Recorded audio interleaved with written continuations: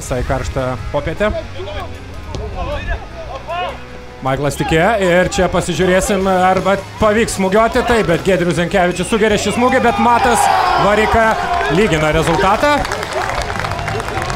Laiku ir vietoje Matas Vareika atsidūręs, pakartojo savo komandos draugo netikslų smūgį.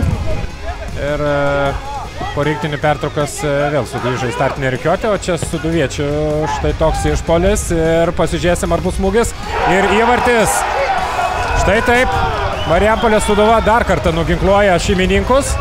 Puikų perdavimą gavęs Motiejus Burba smeigia netrėmamą smūgį į Arijaus Bražinsko ginamus vartus ir rezultatas tampa 2-1. Džiaugiasi čia Marijampolės Sūduvos sirgaliai, būtent Cristiano Ronaldo šventimą. Ir čia toks smūgis ir penktasis Domantas Antanavičius. O dabar Patrikas Popeskus smūgiuoja tiesiai Giedriui Zenkevičiui į glėbį. Neturi jis jokių pretenzijų būtent kameruniečiui. O čia Klaudijus Supstas dešiniuoju kraštu. Ir Matas Vareika uždarys. Taip, ir uždaro Matas Vareika. Jo dublis, rezultatas tampa 2-2. Na ką, brendo ir Klaudijaus Supsto vienas iš perdavimų pasiekė visgi adresatą. Dėkoja Matas Vareika savo kapitonui už šį puikų perdavimą. Tęsiasi svečių ataka ir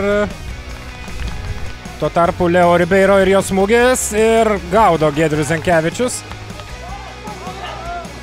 Ir Leo Ribeiro. O ir čia Njoja Kader su jėga grūmėsi į priekį, kamuolys, kur kamuolys ir jo geras perdavimas į aikštės vidurį, bet praranda ten kamuolį, ką tik pasirodęs Linas Zingertas, o čia Leo Ribeiro ir kamuolys nevartose. Taip ir yra ir ten štai ir įvartis.